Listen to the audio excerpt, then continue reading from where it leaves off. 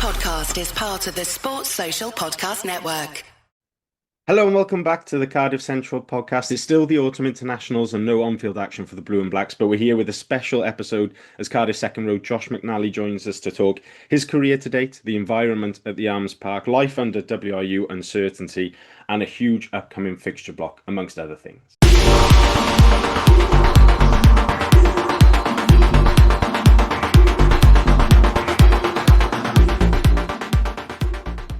Joining me on the panel this week, we've got regular panelist Steve Coombs. Steve, how are you? Very well, thanks, Dan. And making his first appearance of this season, Harley Worthy. Harley, how are you? Yeah, we're all good. It's nice that we're recording when it's not rugby training night. Yeah, we have moved it around. I was going to say, especially for the guests, but it was me who moved it around because I wanted to go and watch Wales play football last night. So we were doing this on Wednesday evening, and the reason for that is our final panelist is a man who's played for Henley Hawks, London Welsh, London Irish, and Bath. Has been at Cardiff since the summer of 2024. He's made 26 appearances in all competitions so far. Has one England cap to his name, but we'll let him off with that one. It's Josh McNally. Josh, how are you? Very well, thanks. Thanks for having me. No problem. Thank you very much. We'll say at the top of the pod, it was Josh who reached out to us to come on, which is very much appreciated, and great to see that link up between players and supporters. We'll start, Josh, as we always do when we have players coming on the podcast, with just your rugby journey. Where does it start for you, and what is seemingly a bit of a winding journey to professional rugby for you? Yeah, it's a lot different to everyone else, I suppose. I think the traditional route now is your academy, going through a school system. But yeah, I was very, very different. I think at the age of some of our players now, 18, 19, rugby wasn't really on my radar. I joined the military. My father was in the military, in the army. I wanted to join up. The army actually didn't want me, so that was a bit of a first setback, but their loss, I suppose. And then I went to join the RAF. Started playing rugby a little bit. Sport's quite big in the military, so they love giving you time off to play sport. I was never going to turn my nose up at time off, so sort of took a bit of rugby under my wing. Obviously, I played at school and a bit of club rugby as a youngster, but never thought I was going to get anywhere near a professional level, and started playing rugby in the military. And then probably 3 years into that, I'm close to my mid-20s now, and an opportunity to play professionally at London Welsh came up, and I couldn't believe it, really. So jumped at it with both arms, really. And I think that was I was always quite didn't want to sit and be comfortable. I always wanted to push myself.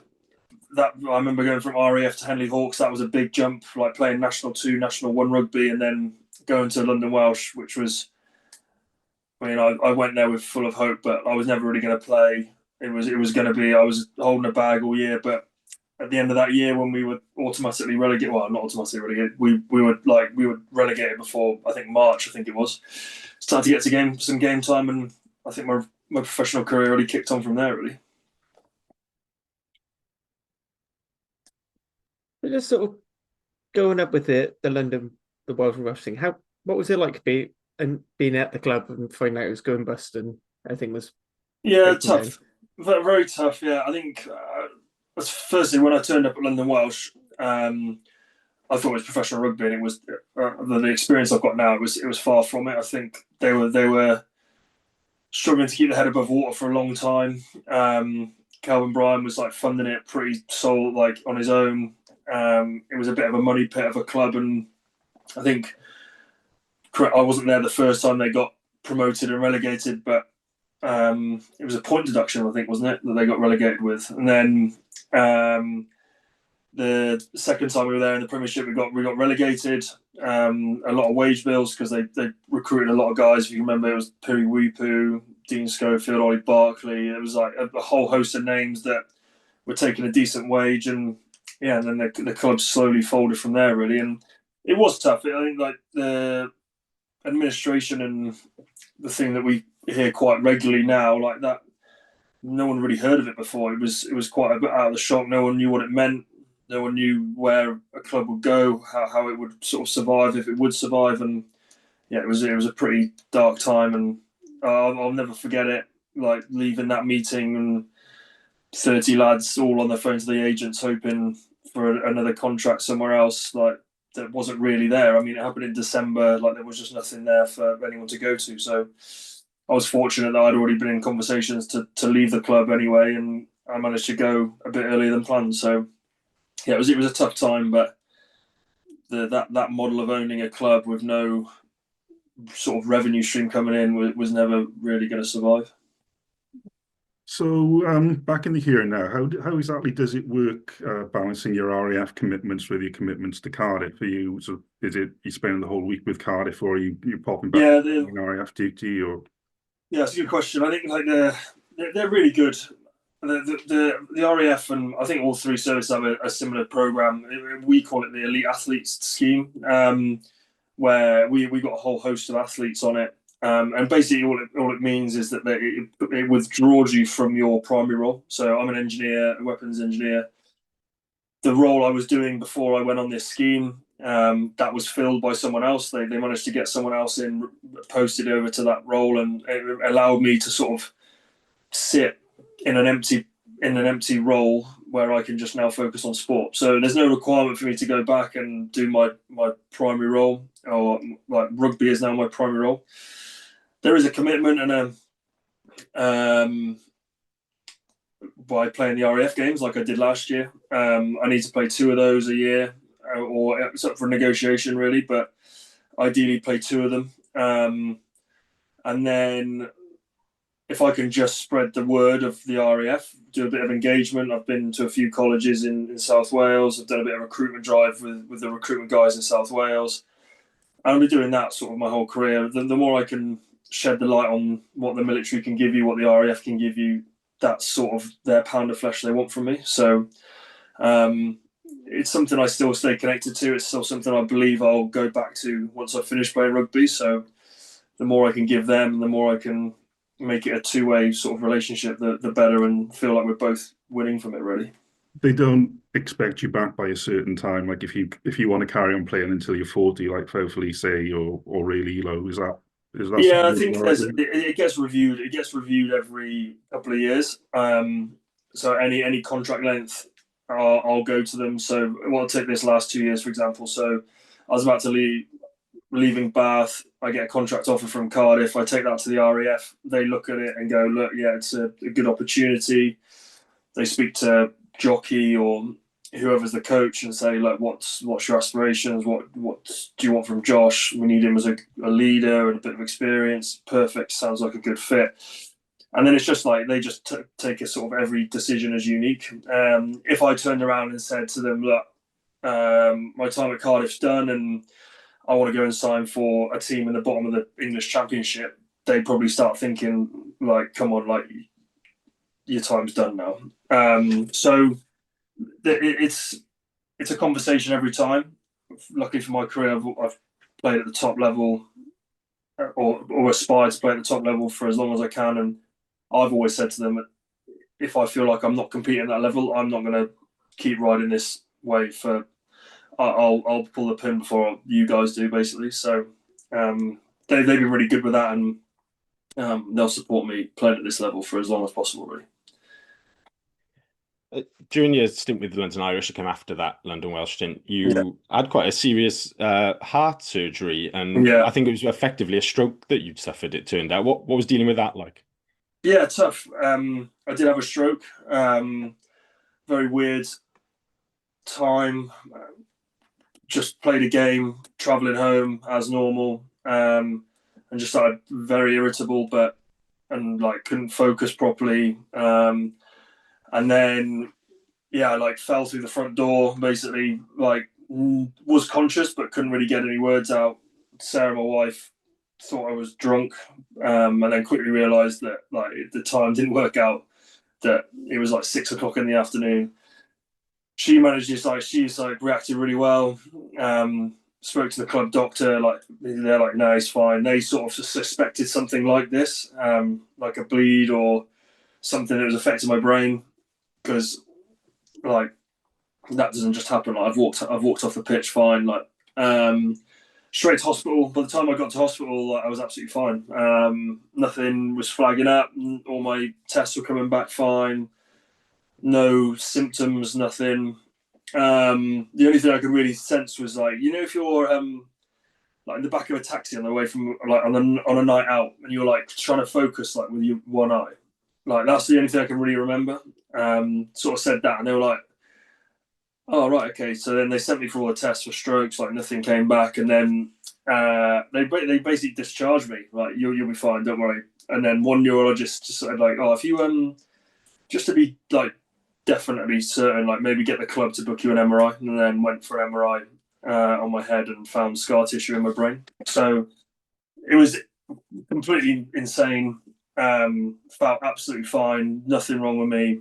My grandfather had a stroke that early that year, and it completely changed his life. And so a stroke in our family was quite a huge word. So trying to tell the family that I was fine was a nightmare. And then he was just trying to find out what caused it. Like the people kept saying, you can't just keep having strokes on a rugby pitch. Like we need to find out what's caused this. And then a friend of mine reached out completely out of the blue and just said, "Oh, this happened to me." He was in the RAF as well. He was like, "This happened to me in Afghanistan. It was a hole in the heart. Went straight for a test, found a hole in the heart, and had it solved." So quite a weird process. I stared retirement straight in the face for about 3 weeks.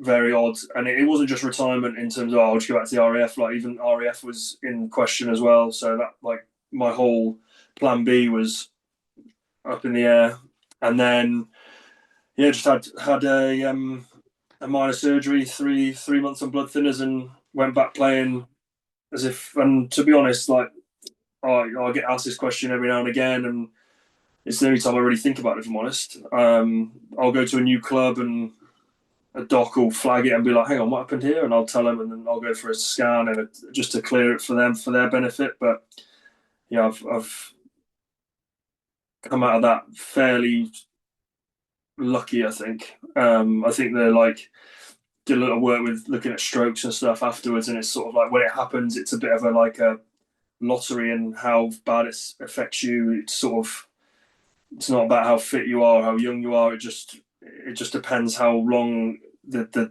lack of oxygen to your brain is that it affects you. And I was extremely lucky to come out of that and not have a life-changing injury, let alone play rugby again. So extremely fortunate. But yeah, just it's weird. Like when you have an injury, shoulder, hamstring, you'll always have that in the back of your head when you go play rugby. Like I never felt anything in my heart, my head, and was able to just go back and play rugby without thinking about it again. I suppose one of those things as well, like most rugby injuries, you just don't really. There's nothing you can really do about it. No. Well, it was weird. Like I was on blood thinners whilst the heart healed, and then it was like a circle on the calendar of like when I could start doing contact again. And it was I didn't have to think about it. There was no like any shot. I've had shoulder injuries. I've had neck injuries where you're a bit like, do I want to go back into collisions again? And you're a bit tentative. But it was weird. Yeah, it was just like came off blood thinners, 2 days to let it get out of my system, and I was straight back into full contact and mauling and scrumming. It was and I was back playing within a week. So very, very odd injury. I still reach out to. It's weird. I think this happens to athletes all over the world in different sports, and obviously the first thing I did was Google it, and there wasn't really anyone. But I think my name must come up now with an article, and I've spoken to some amazing athletes around the world that have had this similar issue, and all I've done is offer advice and hopefully help them through their recovery as well. Sorry, the scientist in me is just getting morbidly fascinated. But move on to something a bit more normal with it in rugby terms. So after you spent London Irish, you moved to Bath, where you became a bit of a mainstay there and captain the club. What was it like to play there, and how do you reflect on your time there? Yeah, I loved it. I think I probably learned the most there. I think the other clubs I just was there. I just wanted to play. I just wanted to get minutes in the Premiership or the Championship or wherever I was playing. I think where Bath, I went there and established myself pretty quickly, and learnt so much there. I think I've learnt how not to do it and how to do it in the same club. A lot of the things that I now think about when I'm at Cardiff or in any sort of situation I'm in, I've probably gone through at Bath. So yeah, I still live in Bath now, and still see the city like very fondly. It's very similar to Cardiff, very similar. Just a smaller city, really. So it's a rugby mad city. Stadium right slap bang in the middle. There's a buzz around the place when there's a game, and the people in the city are crazy about rugby. And when it's going well, like you see the scenes of them winning the treble last year, and the people on the streets and the bus tours, it's an amazing place to be. But when we were doing pretty poorly, losing every week, it was quite a claustrophobic place that I tried to avoid at all costs. So yeah, it was the fans are great, but I think that year when we finished bottom of the league, we couldn't win a game. We couldn't even buy a win. Like that was probably the toughest year of my career. Like tough to play, tough to go for a coffee in town, tough to take kids to school. Like it took its toll that year. Yes, it's interesting because I'm probably a bit old school, but I think of Bath and Cardiff as being quite similar clubs, as you say, like right in the centre of the city, and kind of old story clubs. I'm just curious, what are the similarities as a player, the similarities and the differences in terms of the culture at the club? I think Bath is coming. This is something we worked on when we were at Bath. I think Bath lost its history a little bit. I think it went through a bit of a trying to buy success. I think bought some of the best players in the world. Talk like when Toby was there. British and Irish Lions everywhere, and I think it lost its identity a little bit. And I think after that year, they went semi-final in 2015, and then just sort of middled it out for about 10 years. And I think it's only now when they're starting to win and starting to draw that back out of the city, draw the history out of the club. You guys like Andy Robinson back at the club. You got guys, sons playing there now, like the Ajomos, the Glanvilles. It's really drawing back on the history of the club, and I think Cardiff has that, and it always has. I don't think Cardiff's lost that, and it's something that I didn't quite realise as well. I think I always saw that in the city, the club that has a stadium in the city, but when you actually get there, I remember Jockey, the first time I met him, showed me, trying to sell me the dream at Cardiff, showing me the side of the British and Irish Lions, the Welsh captains, the history the club's got, and it lives like that. And I think now, we sit in the clubhouse as a bunch of boys having a coffee in between training, and you just look around that cigar house in there having a beer or coffee on a random Wednesday. You can't. No club in the world, I don't think at the moment really has that, and that's something that we massively draw on. We never forget now. I think I was at a club that had that and sort of tried to forget it, but as long as I'm at Cardiff, I'll never let that sort of drift away from the club, because it's so important, the identity. Yeah, something that needs to be protected. So back to your career, we've established that you've had to be pretty resilient in your career. You finally got an England cap in 2021. What was that like? Yeah, amazing. Yeah. Again, like you said, from the place that I started rugby, I mean, I've played rugby with people that from the age of 14 were destined to play for England. So they've been on a pathway, and they knew that time was going to come. For me, even when I was playing at Bath every week, I never really thought that door was open. I snuck into a training camp before they went to South Africa in 2018. But it was one of those squads that they announced, well, everyone's playing in the semi-final and final. And I trained well for 2 weeks under Eddie, and just to go away, I went back down to the Championship with Irish that year, and then went to Bath, and I did pretty well for my good first 2 years at Bath, and just chugged away, did my job, nothing flash. But got to around sort of the April of that 21 season, I started to get a few sort of nudges in the right direction that I might have, and I was like, surely not. Like I was 31, like there must be, like at that age I was the realist thinking, they surely just have a look at a 19-year-old or a 20-year-old, like let's just throw him in rather than, like we're 2 years out from a World Cup, like let's, rather than a 31-year-old. Didn't make the initial squad, but then got called in and was like, well, I'll go in and train my hardest, and that year was probably the hardest 4 weeks of my training I've ever trained. It was Eddie. We were playing USA and Canada the year when all the second rows were the Lions. That's probably what I was in. But it was like I think Eddie wanted to test, like it was Marcus Smith's first year, George Furback's first year, like a lot of the new crop, this New England. I think Eddie, and he just tested the lads. Like loads of lads broke, loads of lads got injured. When I came out that 4 weeks, I got one cap out of it, got injured, dislocated my shoulder in the process, and was like, I'm not sure this is worth it. Like it's absolutely insane. Like how hard that was, how hard that trained. I think a lot of the England boys still talk about it now as the most turbo 4 weeks they've ever had. But yeah, to come out and get a cap like was something that I never thought I'd be able to do. It sort of cemented me as something that I wasn't just like, I always had that from where I come from as like, I'm all right, a bit of a like imposter. But yeah, to get a cap in any circumstance, like I was just over the moon to sort of just go like, right, I've done that, like I'm happy and I'll crack on with the rest of my career. We had a question on X from Sean Wall who says, obviously a couple of years ago now, that England cap, do you have any Welsh grannies and would you consider a switch? No, Jockey's been asking me that for the last 2 years. No, I haven't. No, no, and I don't think like even if I did, like you've got to start.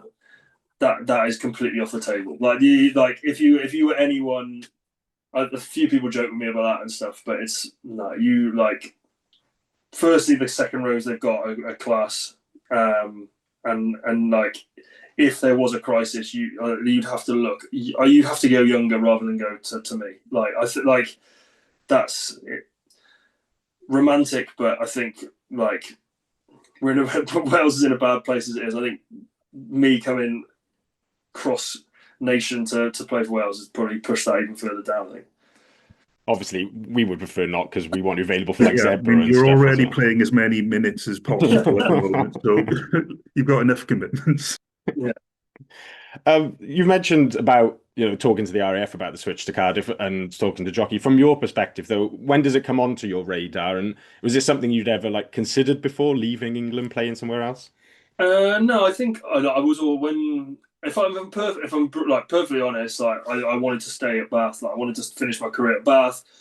I think Bath is a home for us now for me, Sarah, and the kids. Like I think we'll stay here for the kids are in school now, and it's a great place to live. Like, I wanted maybe another year out of Bath, and then I probably would have happily knocked it on the head and walked off into the sunset. But I was had a terrible year of injuries and. Like rugby's rugby, and there wasn't an opportunity for me to stay, and I was like, do I want to keep going? And I think you get to this time of your career. I was 34 at the time, and you're like, well, what am I playing for now? Am I playing to prove that I can still do it, which was a huge part of why I wanted to have another crack at it. But am I going to move my family across the world or to the other side of the UK just to prove that I can play for another year and disrupt the family? So we had a few nibbles from different places, and would have been a move, would have been international. Like there was a few options, but I think I'd always thought of like where is commutable from Bath, like, and Bristol wasn't really an option for me. I didn't really want to go there. Like that was never on the cards. But you start doing a radius, and then I just had a phone call from my agent and was like, oh, like Cardiff have had an interest. Is that something that you'd be interested in? And I was like, I hadn't really thought about it. Like it seemed across the bridge, I was like, do you still have to pay to get to Cardiff, like on the bridge? And I was like, well, like I'll go meet them. I'll go meet Jockey. When I met Jockey, and he sold me exactly why like I wanted to carry on.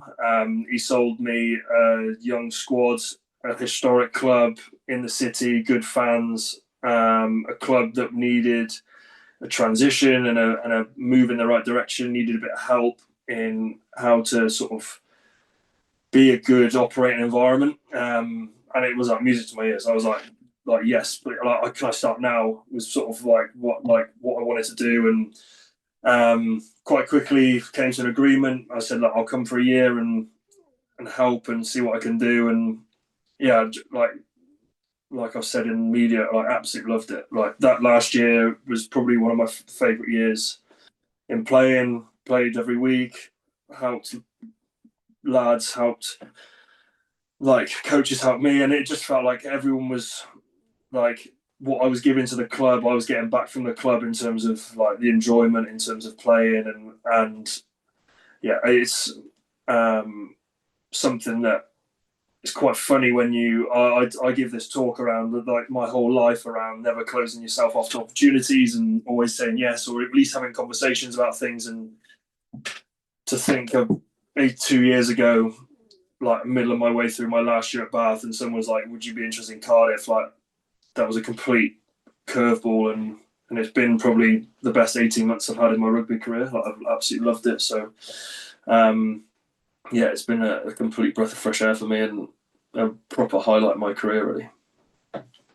So, looking across the Cardiff, obviously the season you signed just before you start 23-24, just before you start playing, a team that seemed to have a lot of positivity around it, but very few wins to show. So what were your first impressions when you think looking at the club, its record and the environment?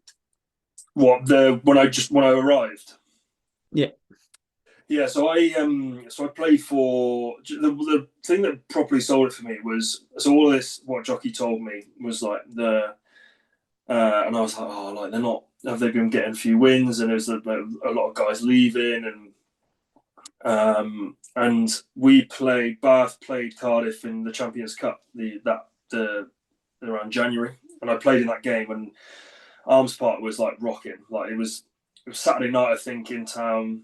We walked through town, and that was sort of. I was like, look, I think there is something like here. Like it was very similar. It had a very similar feel to Bath. And then with all this stuff that Jockey was telling me, I was like, look, it's not going to be pretty. Like, but this is. I feel like I've got a blueprint of how to get out of this, of get where Cardiff had been. I'd been at the club where Bath had not won a game. We finished bottom all year, and then we got to a Premiership final within 2 years. Like I'm not saying we're going to do that, but I was going into Jockey basically from day one, being like, look, we can have a look at this, have a look at this. Like I knew it wasn't going to be a quick fix, but that was what I didn't really care about how many games we won or how successful we were. I was just like, I just see there's a way forward for the club and a way forward for the players at the club. And that's sort of been my philosophy since then. The success this year of being 4 from 5 isn't from us just going, we're going to win games. It was from, we've changed the training methods, we've changed the environment a little bit, and the wins have come from that. It's not been from us targeting wins or targeting how we're going to play. It's like it's been a sort of from the success of the environment, really. On the pod, we in the week before every game, we pick the team or try to predict the team, and we've sort of given up trying to predict who's going to play in the second row because it's obviously going to be you and Teddy. Do you, when he's fit, obviously, do you mind playing every week? I mean, I'd love to. Yeah, I think, yeah. Or is it more than you expected? Definitely more than I expected. Even when I first had that conversation with Jockey, it was play where we can and help the environment. That was sort of I thought I was going to be in the background a little bit, sort of play where I can and help where I can, but more to offer experience. But if I'm honest, after I enjoy playing. I think I struggle when I don't play. Like as an example, like this last 3 weeks has been tough. Like I can train. I'll train every day as best as I can. I get managed here and there, but training, like the mental load of like not playing sort of training with no game at the end of it, not thinking of a line-out menu or thinking of how we're attacking or defending. Like it's tough. So the playing element, I think, is what's kept me going and what's kept it so enjoyable for me. And being able to learn from that and help the boys in games and stuff. That's I get annoyed now if I'm not playing, or if they want to rest me. Like if you want to give me a rest, like I'll not train all week. Like that's how I see it.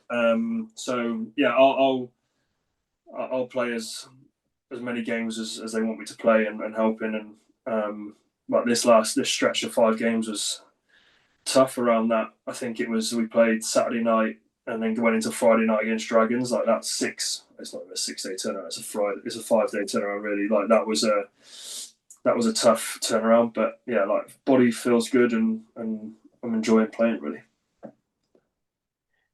What are some of the things that you noticed around the place that needed like tweaking environment wise? You mentioned that you come in and spoke to Jockey about things. What is there something that sticks out that has like made like noticeable progress with this young group that you joined? Yeah, I think we've tried to create a bit of an identity around like how we want to play in not in just of if you to ask someone who watches Cardiff, like what's our identity? I think people would be like, oh, well, we throw the ball around a bit and we play free, open rugby, like exciting rugby. But I think if I'd have asked a lot of the players what that was on day one, I think they would have given that sort of answer, but not much behind it.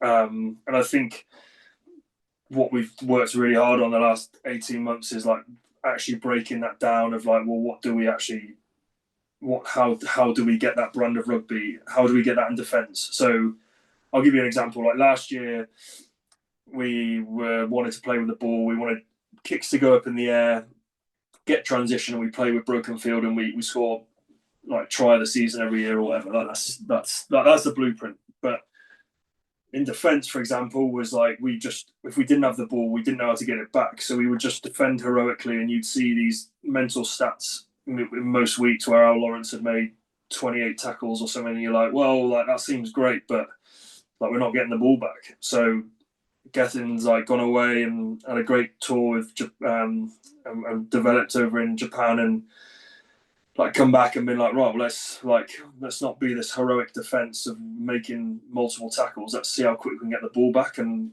be excited when we get the ball. So I think that's been the biggest growth of us over the last 18 months is breaking the fundamentals down of the game and going like, yeah, we want to be this exciting brand of rugby to watch, but like, what does that mean in all facets of the game? Like, we need a set piece to function to give us the ball. We need a line out to work. We need a defence that gets to the ball, a kick strategy that gets us the ball back or gets balls on the floor, contests in the air. Like, do you understand what I mean? Like, I think breaking all that down and working on those little bits has really unlocked, I think, a lot of players' understanding of like how we want to play and how we go and attack games and not worrying too much, because the emotional side of the Welsh rugby community is always there. Like, it shocks me actually, even still now, that like guys will go out and want to die on the rugby pitch. Like that is like they will do that week in, week out for you. Like your Alex Manns, Belchers, like even Al Laurent, like these guys will go out and put their head in horrible places for 80 minutes, week in, week out, emotionally, like for the club. And I'm not saying I don't do that, but I think now we've just unlocked like a bit of like a technical of like, well, how do we do this? How do we want to play to get games over the line? And when that emotion does dry up a bit in games, like what do we go back to make sure we still get performances out there? So I think that's been a huge growth of us, a huge growth of the younger boys and the leaders in the club to be able to identify that. And that's not, so I'm rambling a bit now, but like that's not from me as such. Like if you look at the signings Jockey made the year I came in, the signings of myself, Sheedy came from Bristol, Dan Thomas came from Bristol, Ali came from Saris, Geno has been everywhere. I'm missing someone. Ed from Leinster. Like, I think sometimes, especially in Cardiff over the last few years, is that like everyone's from Wales, everyone's been at Cardiff, and then we brought in last year a bit of a new knowledge and new understanding of how different environments work, how different things. So just having a bit of a, not wholesale change, but just different people in the environment that bring something different from what is in Wales has helped massively and helped us grow hugely. So someone who we've already sort of briefly mentioned on the pod, your usual lock partner and Teddy Williams. What's it been like playing with the sort of young and up and coming second row, and how's that? Yeah, he's been great. I've loved working with him. I think he finds rugby quite easy. I think he's still so raw. I think his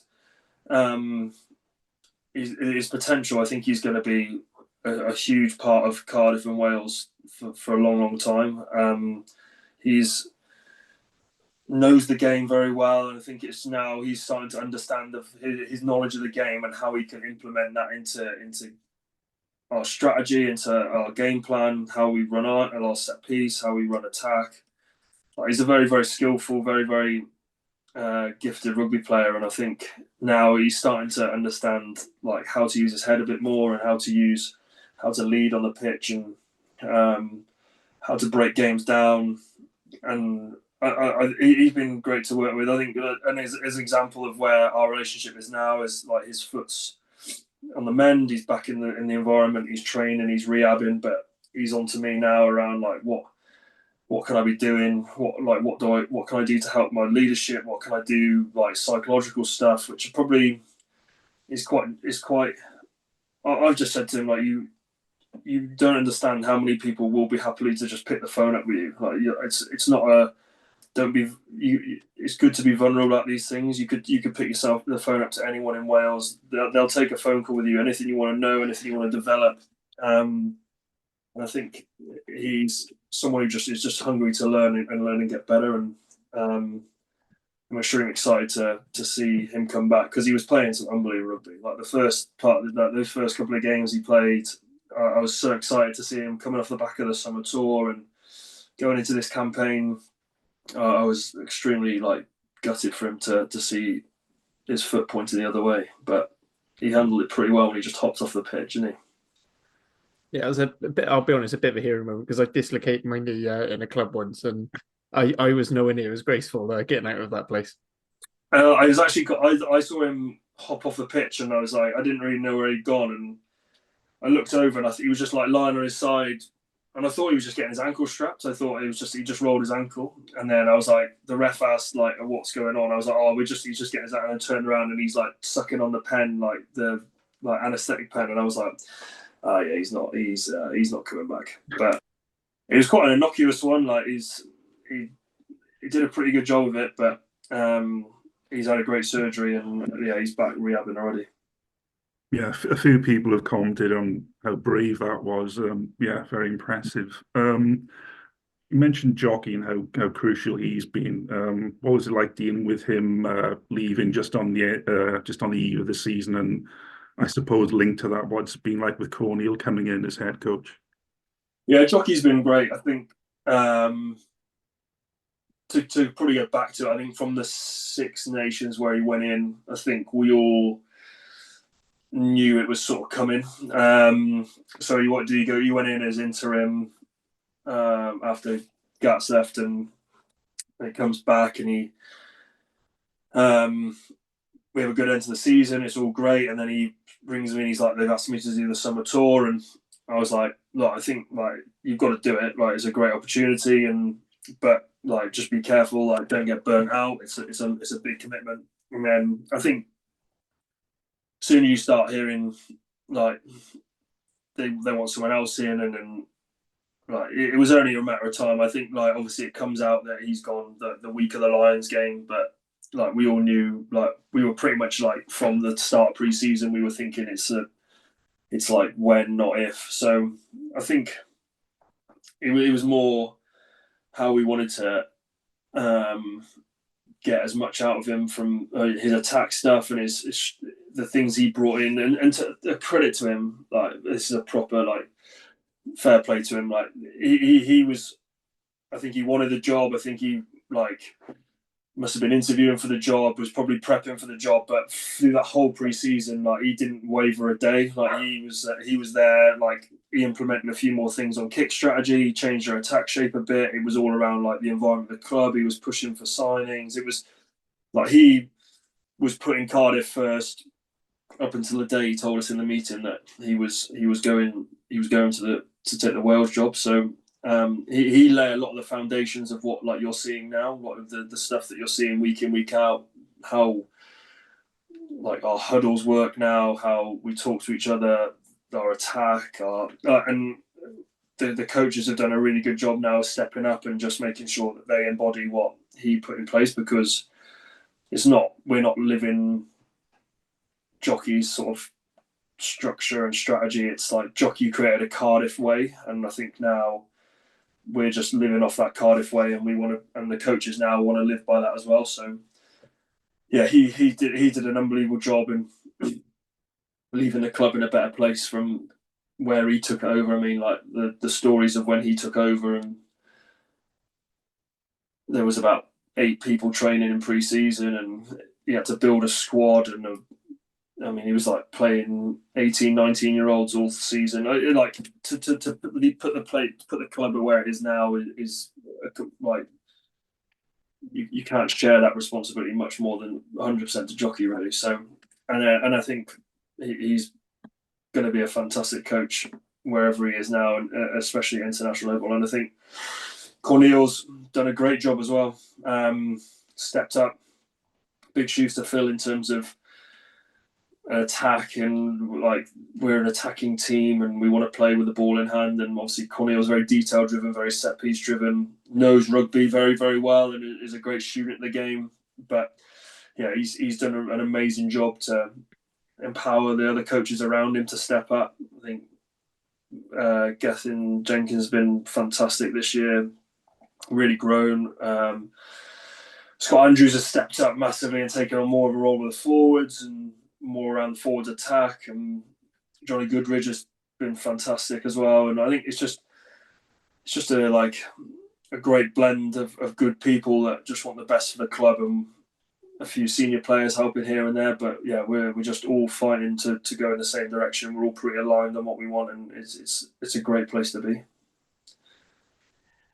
With Corneil, it's a bit of a techie question. Feel free to get a bit techie response. But I think us on the pod last year, I mean, we were nominating him for like signing of the season, because I think for a long time at Cardiff we felt that our line out and more was quite weak, and that suddenly then over the last 12 months it's now at the point where it's not even just solid, it's like a genuine weapon at the club. What sort of things has he brought in, and where does he rank as a forwards coach around that set piece for you? Yeah, he's been great. I think he's very, very detail driven. I think something that I think a lot of the boys hadn't had a lot of exposure to. So I think the amount of detail he put around a maul, and not just necessarily a group of 8 people pushing in one direction. It was what do your lifters do? What does your jumper do? What does the ripper do? What does the next 2 people in do? How does the hooker get the ball off the rip? Like, this is all stuff that was just layered on. And like you said, now we want to go to the corner and try and score points. Like, he's a very, very detail driven coach, very South African. A lot of the South African coaches I've had are very detail driven. Know your job, know your role, do your job, do it well, and you'll be fine. So he's been great in doing that. I think I've got a great relationship with him. I get a lot from him. I hope he gets a lot from me. I think we have great conversations around growth and of our own individual stuff. But I think he's really, really good with the younger players as well, like giving younger players sort of the freedom, but the confidence to be themselves and add their value to the squad. And I think you've nailed it. I think our set piece now is a genuine weapon. I think when I first arrived at the club, it was let's hope to get the ball back. But now I think like our scrum against Edinburgh was fantastic. We're now our maul could probably get a bit more out, but I think attacking Wolves in general is quite a hard thing to do at the moment. I think a lot of teams are defending it well. I think it's just it's a general hard part of the game, but like our Maul defense is very good, and it's showing in games when it matters. So, sort of going back to this first block of 5 games we've had. So Cardiff been winning slightly different to how we were expecting. There's been games where we've blown teams out of the water with attack, and other games where we've ground out the win. Has that been part of the overall development, or is it just a case of win by however we need to? Yeah, I think so. I think it's more like we've got ideas of how we want to play and how we work our way through games, and it's not a case of as an example. Like if we're down at half time, like we're not coming in being like we've got to win. We need to like change how we play, or it's usually we're down because we're not doing what we're meant to be doing. And a lot of the things we talk about is, are we doing what we said we're going to do? Like, well, yes, okay. Is it working? No, then we might have to change. But a lot of the times, if we're not winning, it's we've got to do what we get back to what we're meant to be doing. I don't know. It's tough. Like this, we're obviously sat 4 from 5. We could easily be 2 from 5. Like it's so we're sat here pretty confident. We're sat here pretty happy. Like it could have been 2 from 5. We could have snuck a win away at Munster right at the end. But look, I think we're happy of where we are. But I think more we're just happy that we're growing week on week with the performances. It sounds easy cliche for me to just say that. Everyone says that as a bit of a media answer, but that's ultimately what we hold our hands out. We're like, are we enjoying ourselves, and are we growing as a group? And at the moment we are, and we're genuinely excited to get back into this next block because we just want to challenge ourselves every weekend against opposition to see where we're at, really. I think you're on mute, Steve. Yeah, I know. So yeah, as you say, we're on the field. We're onto a bit of a good thing at the moment. Results. It appears to be a happy group. But do you have any insights into what the off-field situation in Welsh rugby and how that's impacting on the players? I've got insight. Yeah, I've been heavily involved with the Cardiff consultation, with the WRPA the consultation. So I've had my hand in that pretty much from the start. It's been an interesting 6 months. Like it's been a very it's been pretty difficult. I think ultimately, like we all knew change needs to happen. I think we understand that. We understand that the domestic game in Wales isn't performing at the level that we want it to be, and the national team is suffering because of that. I'm always conscious that I'm an Englishman talking about this, but I think from a Cardiff point of view, I think the Cardiff narrative from the start was that we just wanted to keep Cardiff rugby in Cardiff. Like the identity piece I talked to you about at the start around the history of the club and it being in the centre of the city was going into those and arguing our case against the WRU wasn't necessarily around how many clubs we wanted or how many regions they wanted to be. It was like whatever happens, we want to keep Cardiff in Cardiff with that identity. And then I think from the other sort of consultations, from the WRPA one, from the players' point of view, was quite an emotional one to start with. But I think when we actually sat down and talked around as a sort of player group and what we think we want, like we were never going to get 160 players in Wales to agree on a 2, 3, or 4 model sort of restructure. You're never going to get other players to vote for potentially the demise of a club. So I think we went pretty hard after the pathway. I think the pathway and the development of players in Wales has been lacking for a long time now. We're losing players over the bridge to England and to the pathway in England. And we sort of said if we can get that pathway right, then in 10 years, 15 years time, there's going to be a complete flourish of players that could fill easily 3 to 4 teams in Wales. And you're going to have a flourish of teams.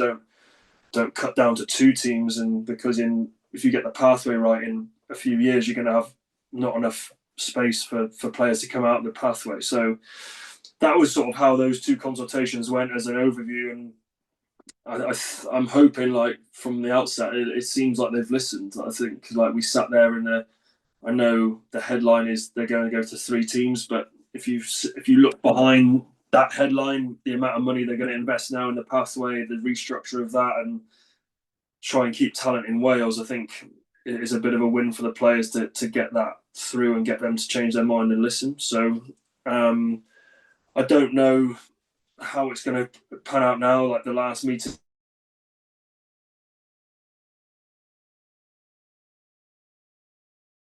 Oh, we just lost your audio there, Josh. Sorry. Sorry, you got us? Yeah, that's back now. Yeah, sorry. Sorry. Sorry, to go back. Yeah. So for them, how we get out of this next stage, I'm not sure. Obviously, they've laid out what they want to get out of it, but they say now that they're going to go through this process to get to a consensual agreement where we're going to find our way to 3 clubs naturally. But yeah, I don't know. It's so hard to stay on. Sorry, so hard to stay up to date with it all. I think it's quite difficult to pick out of the media what's actually true, pick out from the statements what they're actually trying to say. So look, it's happening way above my pay grade. I feel like I've given as much as I can give from a WRPA perspective and a Cardiff sort of player representative, like to make my sort of case heard of what I think would be the best way forward. But we'll have to wait and see what happens now over probably. Look, I hope it gets resolved sooner rather than later. I'd rather them come out now and make a decision who's going to go, who's going to stay, just so we can sort of get on with our lives now. That might be quite a naive thing for me to say, but I think everyone's sort of on hold, waiting for the inevitable. I'd quite like to not see this go on for another 18 months and we start losing talent away from Wales because of the uncertainty. And ultimately, all players want to know is who they're playing for, where they're playing, and how much they're getting paid to do it. So if we can get that clearer for the players as quick as possible, then I think we can move out of it. There'll be turbulence, but I think we can move out of it quicker and get going in Welsh rugby again. Yeah, I mean, I think from a supporter's perspective as well, I think it's horrible being dangled. Yeah. You know, I mean, obviously we're coming from a different perspective because obviously this is your job. Yeah. These are your mortgages. For us, it's more of the emotional connection, but it comes out of the same thing. You don't want to be dangled, have it dangled for months and have that uncertainty go on. But I mean, what's it like day to day working with the players? I mean, is it something that when you're in training, is you conscious of it hanging over your heads, or are you able to just put it aside? Or yeah, I think the first block, I think we kept the players up to date with how the consultations were going. I think there wasn't much information coming back, but all we could do was let them know that this is the fight we were fighting. And I think because the WRU put sort of the end of October, November deadline, it was easy for us to just say, like, right, let's just focus on this 5 games. That gets us to the autumn break, and then we can reassess. My frustration is that we sort of got there and then we didn't get there. It was sort of like we got to the end of that block and we sort of waited around a bit, and then we did hear the announcement, but then we're now still sort of none the wiser. But I think this is obviously the tough part of the year because players are now want like some sort of contract negotiations. Players want some sort of certainty of what next year looks like, and we want to sort of be able to give that. Like, it's very difficult to get players up for games and get players focused on games when they don't know where they're going to be in 6 months and what their sort of conversations around that. I think it sounds like the narrative is now that there will be 4 teams next season, and that the WRU has sort of given the green light to start making sure there will be 4 squads next season. So I think the ball is starting to roll a bit now in those conversations with agents and players. But yeah, there's still so much uncertainty that it's hard to keep those guys going, because for us, for me personally, our squad is only as good as the guys that aren't playing every week. And at the moment, keeping those guys energized in training, making sure we train as hard as we can against the guys that aren't playing. They're putting their best foot forward. They're growing. There's competition. It was great in that 5 weeks. We trained hard. We had competitive training. I felt like it put us in a really good place. Now, if those guys continue to not play and continue to not get much conversation out of contracts, it's quite hard to keep those guys motivated to get through this next block. So I think that's a big challenge that I spoke to Cornel around and the club, and I think he used the word certainty and uncertainty, and I think he's basically now trying to have conversations with everyone to make sure everyone has as much clarity as they can to make sure we hit next week against Zebra as hard as we can. Ben on social media asks, considering everything going on, how proud are you of the boys for doing what needs to be done on the pitch and getting the wins in that first block? Yeah, massive. Yeah, I hugely proud. I think proud of the way we're playing. I think I'm more proud of the squad, the environment. I think the staff. I mean, our staff are unbelievable. They turn up, they bring energy. And then the guys, like I just said then, your squad is as good as the guys that aren't playing. If they aren't turning up and making sure you train as hard as a week and make sure it's a really competitive week, then you might as well not be even try and compete on the weekend. So I think it's the 23 getting the plaudits of this last 5 weeks, but I think there's a lot going on behind the scenes from the guys not playing, the young senior academy boys that have stepped up this year and done really well and trained with us all week, play for RFC on the weekend. They've all been fantastic, and it just shows how good this group is and how good the environment is of how the results have been going. I think I generally enjoy going to work. I enjoy getting in the car and driving an hour to go to work every day. So it's great. Just from you personally being involved in that as well, is that sort of the natural leader within you to get involved in that off-field stuff? Because I don't think from the outside any of us would begrudge you sort of saying, I'm towards the end of my career, I'm English, this isn't going to really impact me massively. Yeah. I'll just sit back and let these guys figure it out for themselves. I think like I said from the start, when I came to Cardiff, I sort of had to bite my tongue a bit. I think there was I could see a little bit of a change there, a bit of a change here. Could we do this a bit different? And I think I really enjoyed that process of drip feeding that in, not trying to be the guy coming in you lot don't know what you're talking about, do it my way. And I think I grew massively last year as a person. I grew as a leader last year as how I sort of got that across. And I think it naturally, I felt like it was my responsibility to sort of have a voice for the club. We've got some great leaders. We've got some great people that know a lot about Welsh rugby, but I just felt like I wanted to offer my opinion, offer a voice, and ultimately at this stage of my career, I don't mind challenging. I don't mind, not saying upsetting people, but I don't mind challenging people that aren't going to affect my career for the rest of my life. And I think some people are do they want to do that and start chewing down the performance director of the WRU when they're 23 and want an international career? So I think I've always been interested in how environments work, how structures work, how cultures work, and as soon as this started coming up around a restructure and how the future of Welsh rugby was going to look, I put my hand up and just said, look, I'd love to be a voice. I'd love to offer an opinion, and it's something that I've done. And you mentioned the relationship with Teddy. Teddy has come along for the ride as well. So he's been helping me with that, and someone who's come through that pathway, has come through Cardiff as a young boy and come through the Welsh system. It's been a really good sounding board for me to understand how that system works, and I've offered a bit of experience, and we've sort of tackled that whole journey together, really.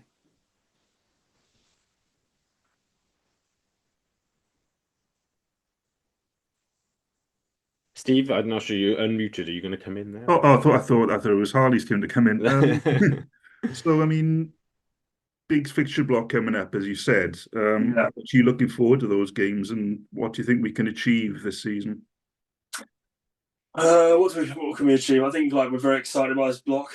This Zebra game's a little bit of a sticky one because of the South Africa fixture, but we're genuinely excited. I think this this 4-week block, we didn't really in England. We didn't have these breaks. They're tough. They're tough to get your head around. They're tough to get through. We've trained really hard. We've had a little mini pre-season. We've pushed each other hard. We sort of looked at how hard we trained in pre-season and what that got us, and we doubled down. We went hard again this last 3 weeks, and we've trained hard, and I think there's some real excitement around the group around what we can do.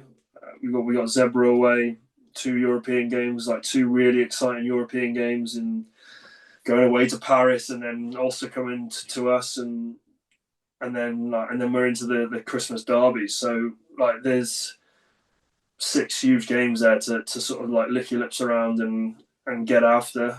It's a big 9-game block, but I think we're going to start looking at it in sort of little chunks and work our way through it. The energy of the international boys coming back will be huge for us, and then it's just basically about getting through this block healthy, sort of excited, and seeing where we can go.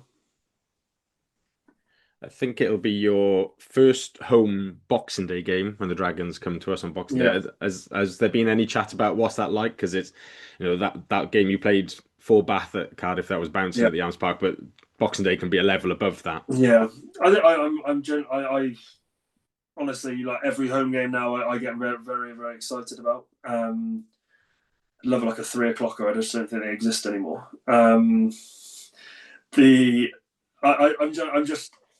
I love get home games. I love the crowd there. I think the atmosphere builds every single time, and then like you said, these big games, these home games around Christmas or the derbies, or when a big opposition comes to town.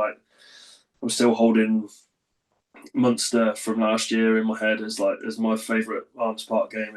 It was incredible. So every time I go to Arms Park, I'm expecting something similar, and I very rarely get disappointed. So I'm excited to get back there. The Ulster game will be a big one. I think we can genuinely do something in Europe. I can see us going into knockouts, and I'm very, very excited to sort of get that for the home fans as well.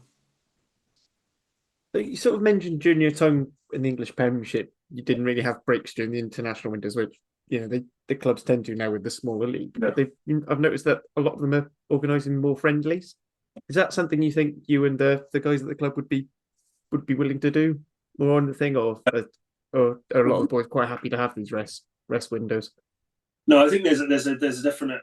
So I think how it's happened in England, I think from my memory, we never used to have we'd have the autumn internationals, but we'd play alongside them.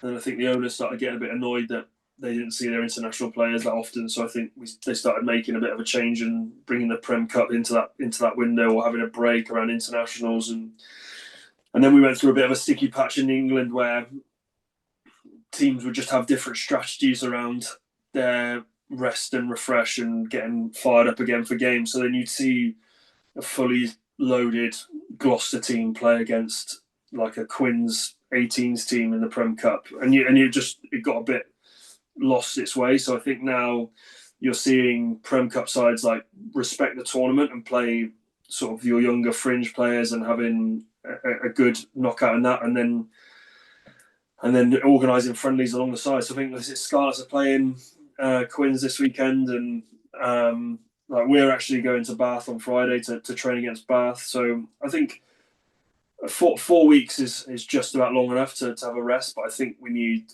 a bit of energy and a bit to train against someone else. I don't think we need the collision and the knocks, but 4 weeks is a long time to not play a fixture, and I think you could see more friendlies like that happening. Now, like the only problem we've got is that like if you offered us a friendly now, I don't think we'd want to take it, because we can just about get 25 players to a match next week. So do we want to risk that playing a non-competitive game in terms of like league or cup? So it's tough in Wales because we've got 10 lads away at the moment. So it's it'd be an interesting one to see how we start navigating that. Sounds like a lie-in for you on Friday. Yeah, I can't wait. I'm not sure the boys in the West will feel though. They've got to come a long, long way. Yeah, as somebody who moved from Cardiff to Llanelli, they've already got themselves to blame. You've obviously mentioned there about the difference in the league setups coming across to the URC from the Prem. I expect the travelling is a big point of difference, but just generally, have you found any sort of playing style differences in the league? I don't know. I think the playing styles are a lot different. I think week to week you get quite a different style of rugby.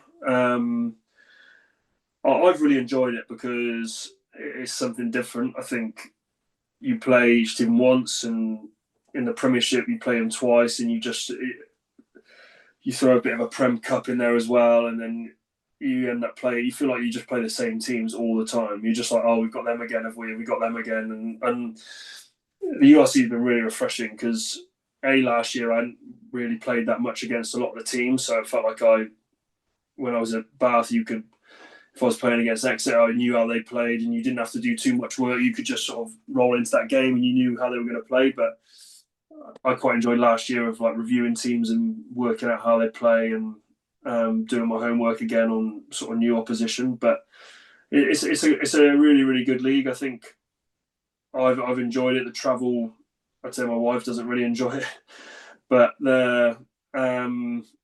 it's quite a nice way of like keeping the squad together. We get away together a lot, spend time together, and go to some pretty cool places. So I think there's still some growth in it. I think the URC needs something. I mean, how like when a South African team comes to town, how do you drum up support around that and get ticket? I think there needs to be a bit more. I don't know what it is. I don't know what the answer. Like you look at the Premiership now, you can pretty much draw a history and a derby or a bit of rivalry to all the fixtures. I think in the URC that's still lacking. I know it's a new competition, but like when the Lions come to Cardiff on a Saturday night, like how do you drum up the excitement around that? Like it's obviously going to be a physical, tough game, and we've got our job to do, but commercially and for fans, how do you drum up all that support? So it's a good league, a good contest, a good competitive league, but I think it's still like quite junior and needs a bit of work. You mentioned Alex Mann a little bit earlier. I was going to ask what it's like to play with him, because I kind of noticed there's been a couple of games where you've been like actually literally dragging him away from trouble. Yeah. But I suppose, earlier you mentioned about the passion or the hoil that Welsh players bring to the game, and they're willing to put their bodies in places where they might be quite likely get hurt. I mean, is there a big difference between a typical Welsh rugby player and English rugby player? Is there a difference there? I mean, I'm sure there are English rugby players that also put there is. Hurt, but I mean, is there like a cultural difference you notice? No, there is. I think in Wales there's a huge identity around playing from where you're from. I think playing for like who you grew up with and who you represent. There's not many examples in England of guys that have homegrown and come through that club, and you see like.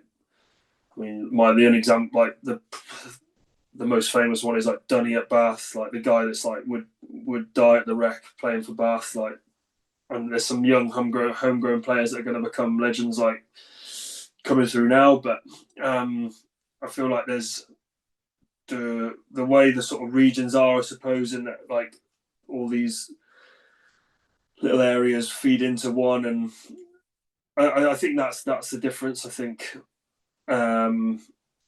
you mentioned Manny. I think the way he approaches games, and I think he just has that gnarliness to him. I think he has that sort of dog in him that he just wants to do well for the people around him, do well for himself, and he just puts his body on the line every single time. Like, I remember the first like 3 games I played with him, I think he was like throwing up at like 55 minutes because he just puts himself in like a hole that not many people would be willing to go to. You see the performance he's put on the pitch for Wales in the last 2 games. Like, the guy like doesn't stop. Like, he's incredible, and he like crosses the line like occasionally. Like you said, like got to drag him out of a few situations, but like I'd rather be dragging him out of situations than getting him to tone it down, because like he's a huge sort of talismanic player for us, really. Like when he's out there running around, like I know like other teams are analysing him and making sure like to try and deal with him, because he's such a nuisance in all aspects of the game, really. So going a bit more towards your own game, so what's, if you were to nail him mass, say this is Josh McNally's game, is it more about the physicality, technical line network, what's the sort of thing you pride yourself in first and foremost? It's something it's probably something that I've like racked my brain about for years. I think I always tried to fit a hole that probably wasn't me, and I think some of my best rugby was when I was just sort of, the best years I've had at rugby was where I was sort of winning gain line collisions in between the 15s, is how I sort of see it. I think my carrying probably isn't where it was, but now I've sort of found my place in the team here at Cardiff, where I slow a lot of ball down. I get into a lot of rucks, into a lot of contests in the contact area, and I feel like it's a job that's suiting the team, really. I pride myself on set piece a lot. Like, that's something that I work hard at, and I analyse quite hard a lot every week, and how I can stop and gain advantages in that. But yeah, I think where I've sort of found my place at Cardiff is sort of in and around that contact area and making sure we try and get the ball back. I think you might not see it a lot. I mean, it's not necessarily turnovers, but it's just slowing ball down that allows us to go and get off the line the next phase. So it's something that I've like asked myself all the time. I don't really know. Like, you look at ball, like your best ball carriers, your best tacklers, your best jacklers. Like, never one to like try and say I'm this or that, but I'm just a guy that works as hard as I can for the team and does a job for the team that I try and make myself invaluable, really. Yeah, I think we have all noticed the work you're putting in and putting your leg in positions where it's going to be really awkward for the other team. Yeah, it hasn't gone unnoticed. I've always said second row is the most important position in a rugby team. I was just wondering if there's any message you give to any young second rows who might be listening to this.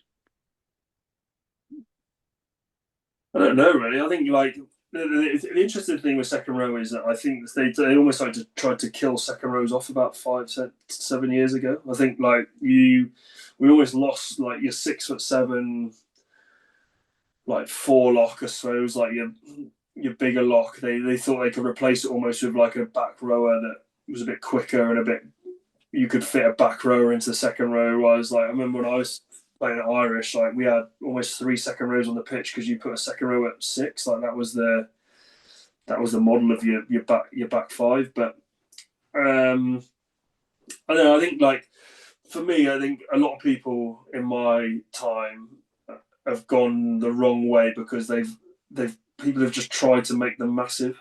They've just tried to put weight on them, and I think people get trapped on that.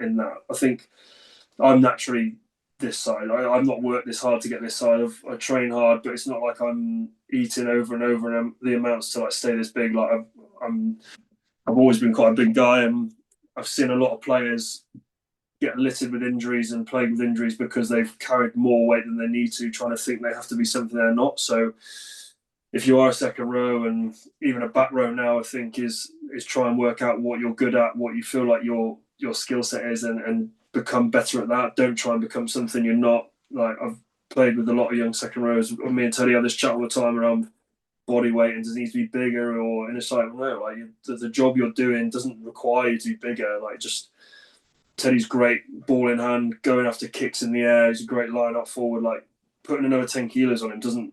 It potentially hinders him doing that. So I think like having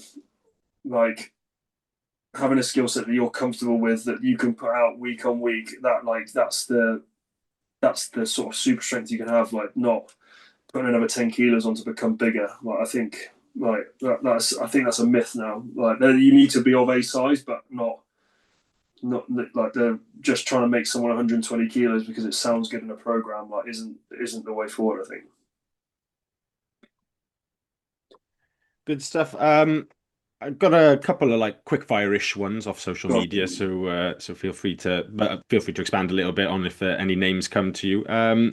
Ben, first of all, who do you think is the most underrated player in the Cardiff squad at the moment? In the underrated player, I don't. Well, it's Al Lawrence, but I don't think he's underrated anymore. I think he's now starting to like people are starting to wise up to how good he is. Harry Millard, I think. Like I think he sometimes gets so overlooked in terms of what he does, and he is a huge miss if he's not in the team. Whether he's at 13, I think when Ray retired for like the 9th time, everyone thought it was going to be a huge hole. Like, I think there is a hole there. I think we need some depth there, but like, Harry's been great there at 13, fitted straight in. Like his defensive reads now are getting better and better. He's at the end of he's scoring tries. I mean, Harry played on the wing all last year and was, I think, the top try scorer, wasn't he? So like I think he genuinely is underrated because if people name their Cardiff team most weeks, they probably wouldn't have him at 13. They'd probably try and shoehorn someone else in. So for us, like he's invaluable. Like when he took a knock against Munster away, I think, and then didn't play Dragons, like that was a huge like oh no moment, because not that we couldn't fill it, but it was like we did everything we possibly can to try and get into that game. But like he's someone who's hugely under. I think he doesn't get enough plaudits for how good he is. The question was who's a young player with a big future, and then with a caveat of you can't say Tom Bowen because we know all about him now. He's here already. He doesn't need a future. He's doing it already. Who's got a huge future? Stefan Manuel is going to be something special. I think. Very grounded already. Like not getting too ahead of himself. Doing very well for RFC. Matty Young, I think, although he's a head case, I think like he's going to be a very, very, very good player. And then probably in the forwards, like Reece Barrett I think he's going to be a stalwart for Cardiff for a long, long time, like from the area, and did so well last year. Has been great this year as well, and we got some great competition now at Loosehead. Ed Burns nearly back fit. Corey's come back well and strong, and obviously Danny's doing really well and is away with Wales at the moment. So I think like around that Loosehead now, like there's some great talent, and Reece. I just love training with Reece every day. Like he turns up, he wants to scrap, he wants to compete, he wants to do as well as he can for himself and for others around him. And yeah, he's going to be one with a huge future. Glenn asks, who's the biggest joker in the Cardiff changing room? Corey Domachowski, definitely. I think. Yeah, I think in our changing room, there's like a little click in the corner that just it's comedy gold. Like you could just sit and watch him all day. It's like a corner of Corey, Roy Thornton, Azza, Josh Adams, Belcher, Ben Thomas like lingers in around it for a bit. Tane Basham's trying to lean his way in there, but yeah, it's comedy gold. Like it's just you could like I sit on the other side with a few other boys and we just sit there. It's just free entertainment for 30 minutes. It's an interesting group. They've all known each other for so long and just knowing to push each other's buttons. It's great. Yeah, I feel like as soon as you start saying those names, I think everyone listening is just going tick, tick, tick. Yeah, I think it's pretty much everyone suspecting. Just more of a silly question. I don't particularly want to embarrass Corey any more than that video already did. But how did the squad react when that video of him stuck in the playground came out on I'd never socials? seen it. I'd never seen it, and then someone mentioned it in passing as if like it was like everyone knows about it, and I was like, "What are you on about?" And someone showed me, and it's gold. It's absolute gold. He's class.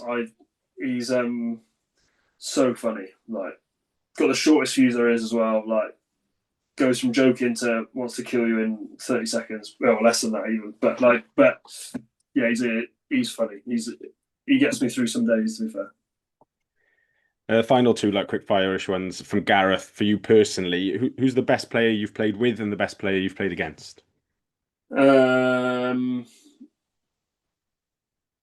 Toby, I think, like easily up there. Like he would still like coming here again. Like my days in Bath with him, and it's not even like I don't know. Like the times you've played with him, it's like it's not. I've been at the 2 clubs with him, and it's not like we've played 100 games with each other. It's just the way you can come and play. He's not played for 6 weeks, not played for 3 months, and just come on the pitch and look like he's just running around the park, getting man of the match and scoring tries. Like it's you say someone makes it look easy. That is the definition of that. But against, I want to say someone this year from last year. The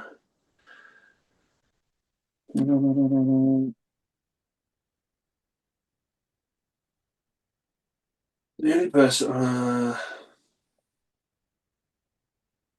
Do you know actually it is? This is a bit of a curveball, and he still haunts me now in con games.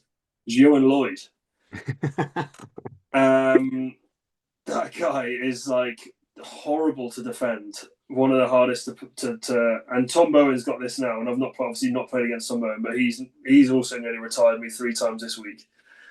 Like when someone's small and can move laterally like those two can, it is horrifying to play against. Like when Johan signed at the club, we put a highlight reel up in the meeting of Johan stepping me in the scarlet. And it's just like he just haunts me. And I've played against him when I was at Bath, against when he was at Bristol. Like we've been playing conditioning games and silly games over the last few weeks, and just like those two moving around, like it's just like I'm running around thinking like I've got days left, not necessarily years left. So like I'd say someone around that, but like Johan Lloyd is like it's scary playing against him. It's good to have him on my team now, yeah.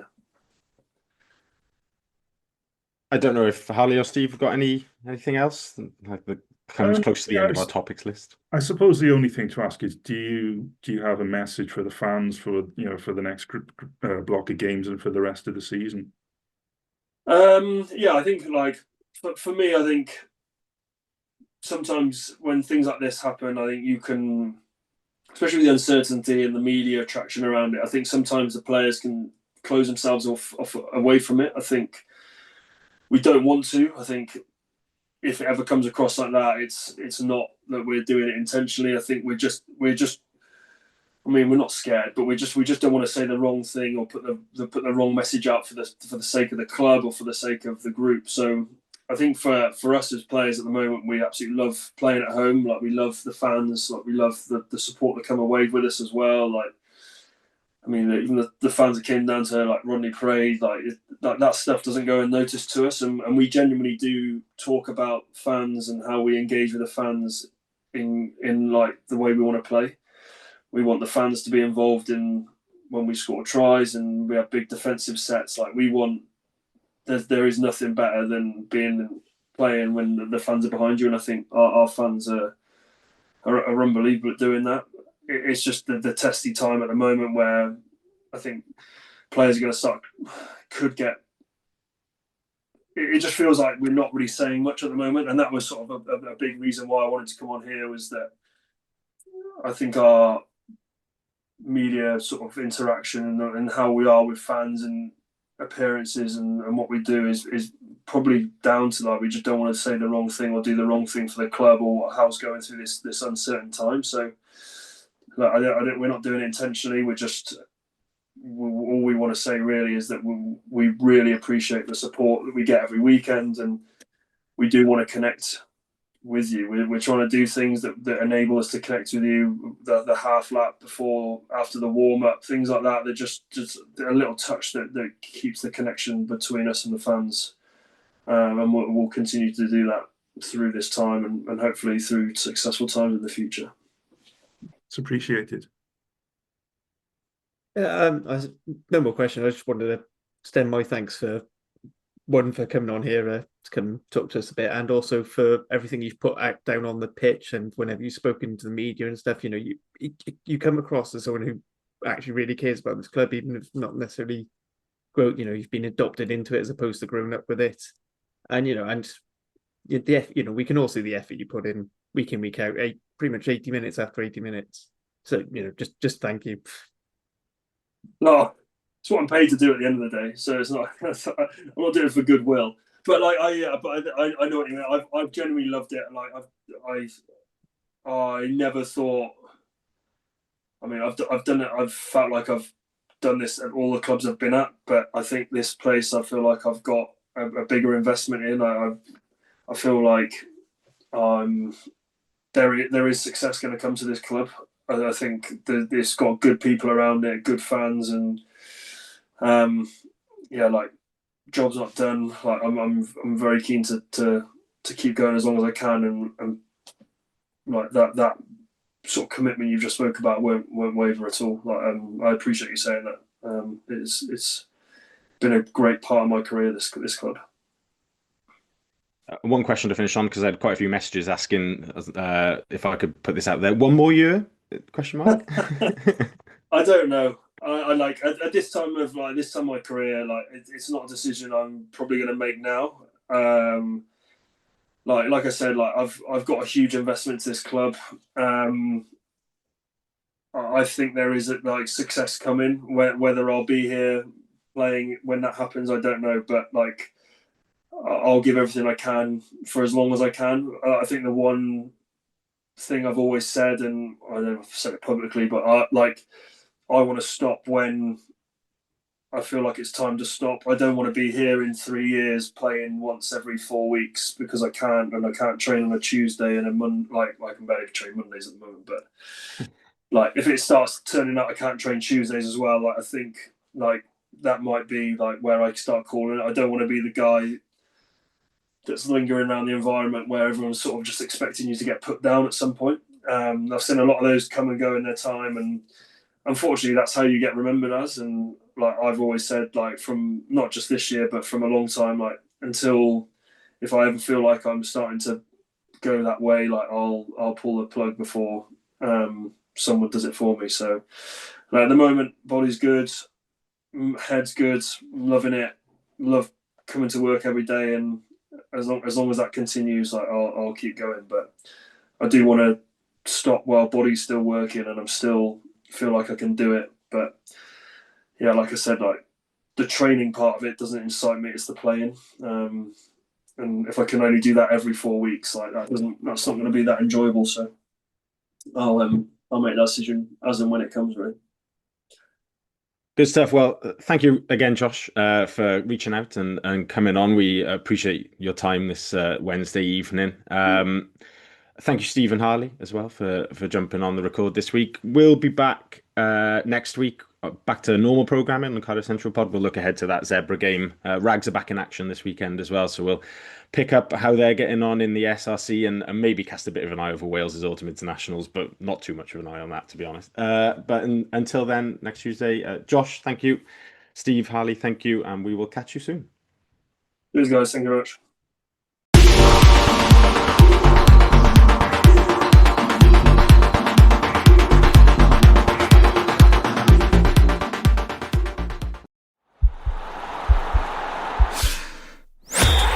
podcast is part of the Sports Social Podcast Network.